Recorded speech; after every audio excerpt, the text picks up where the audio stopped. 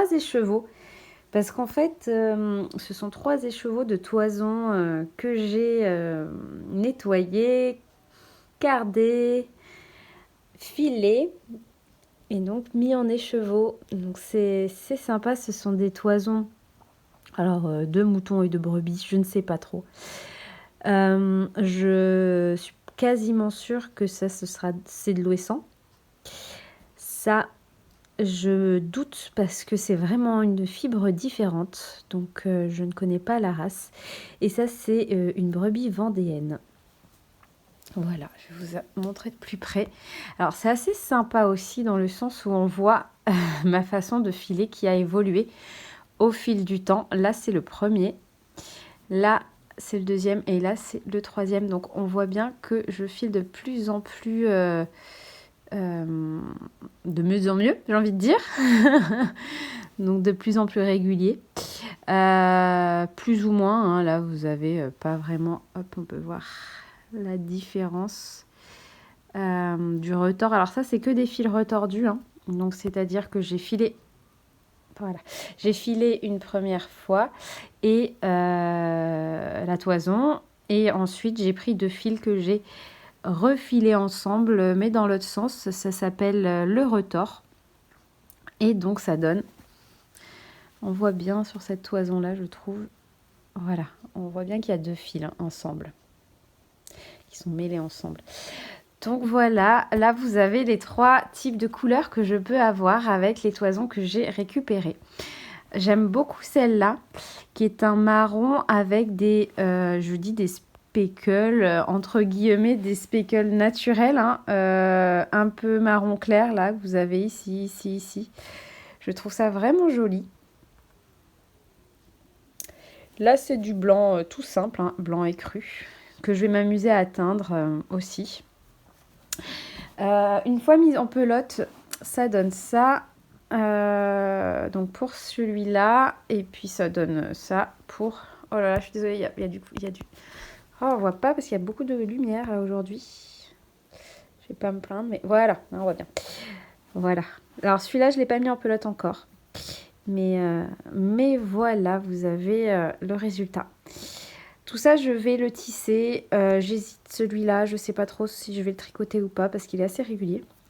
Comme je vous disais, moi, ça ne me dérange pas que ce soit irrégulier comme ça pour le tissage. Au contraire, ça donne de la matière au tissage, j'aime beaucoup. D'ailleurs, et c'est pour ça que ça me dérange, entre guillemets, que ce soit régulier. Mais la toison était si belle et si agréable à filer qu'en fait, je l'ai filée naturellement plus régulière. Donc, je vais voir au niveau du tissage si ça me convient. Sinon, je tricoterai ou je crochetterai, je vais voir. Et je vous montre que celle-là parce que je suis vraiment amoureuse du résultat. Enfin, vraiment, c'est magnifique, quoi. Non, vous trouvez pas? J'adore. J'adore cette toison, elle est trop belle.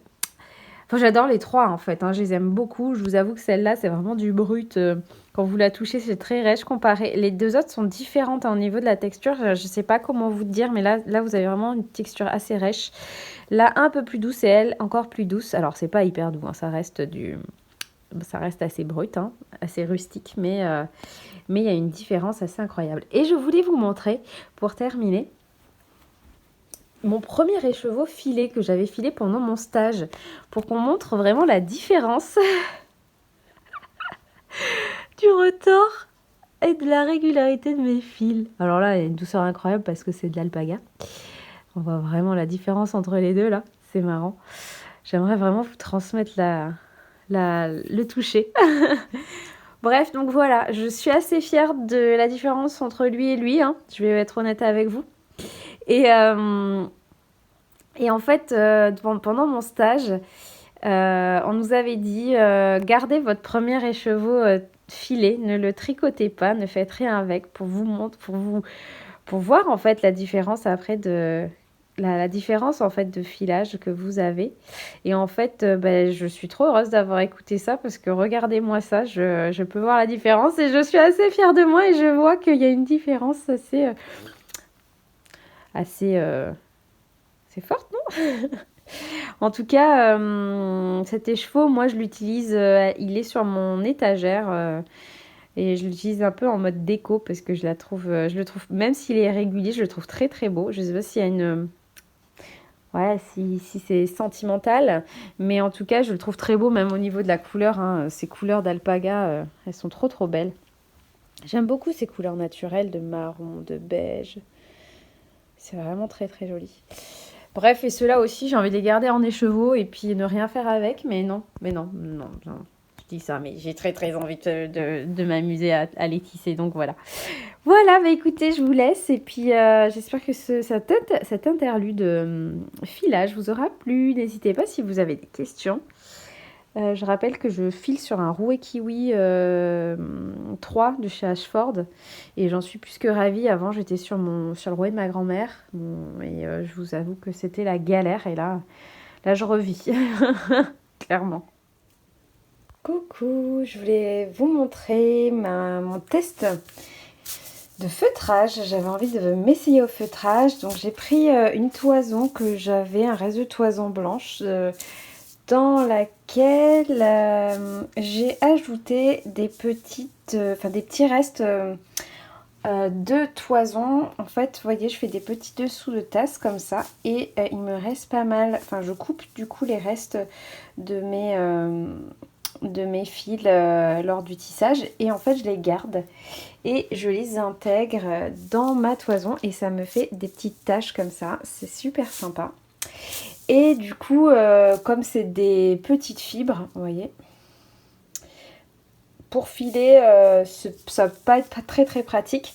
Mais vous voyez là, on voit bien, il y a juste un petit bout de fil. Voilà.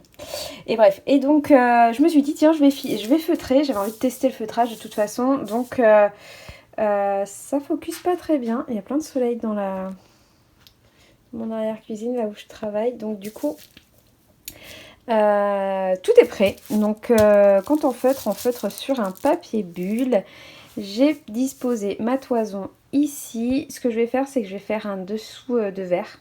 Non, pardon, pas un dessous de verre. Un petit cache-pot en fait.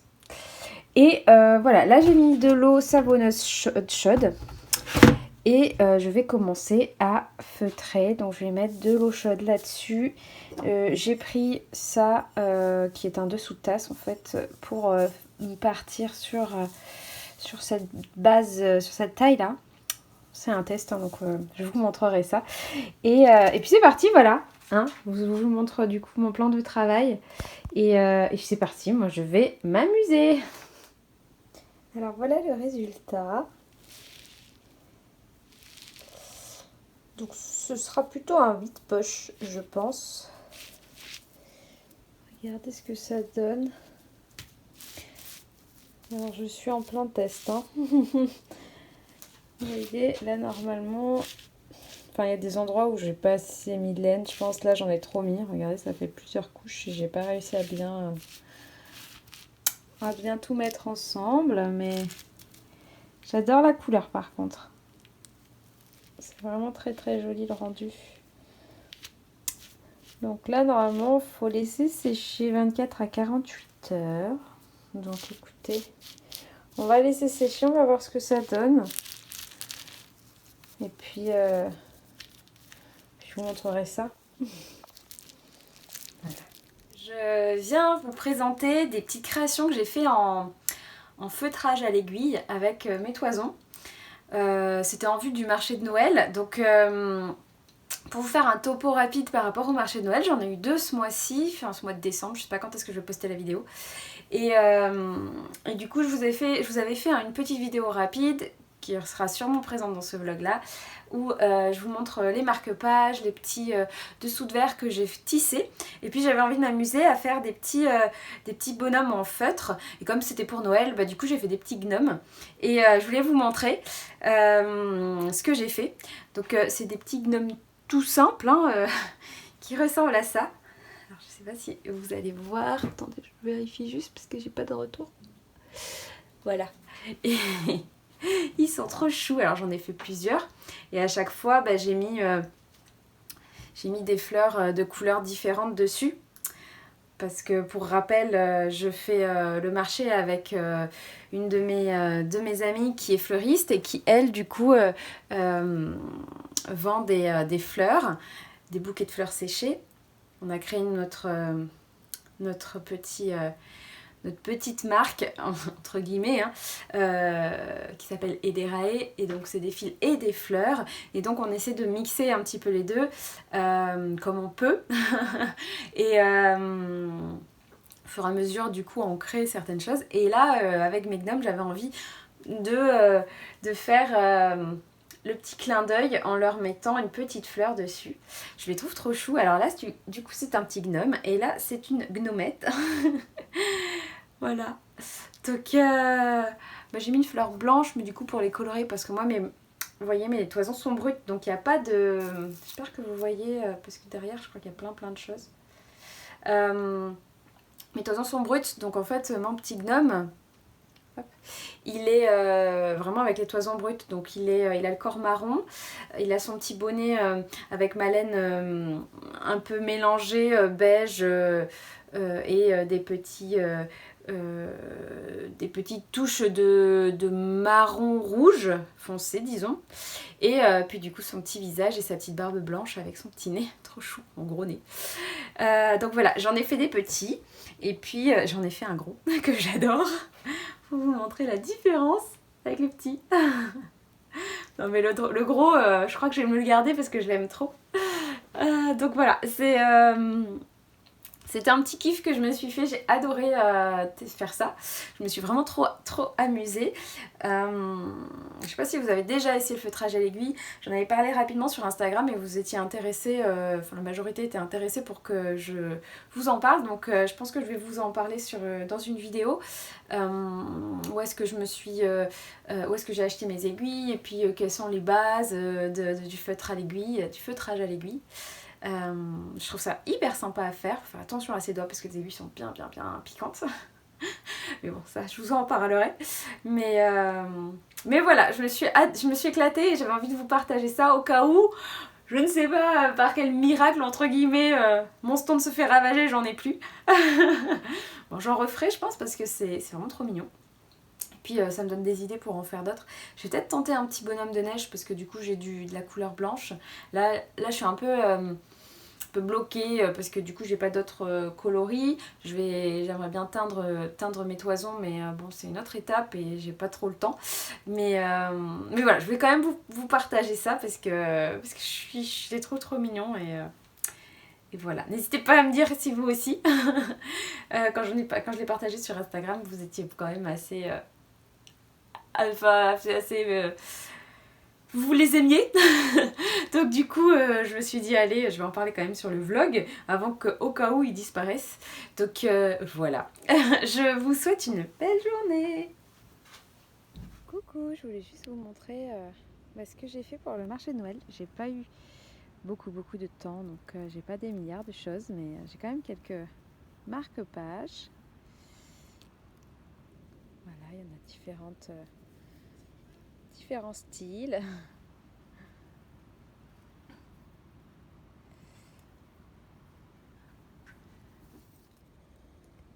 Une partie des bouquets de fleurs.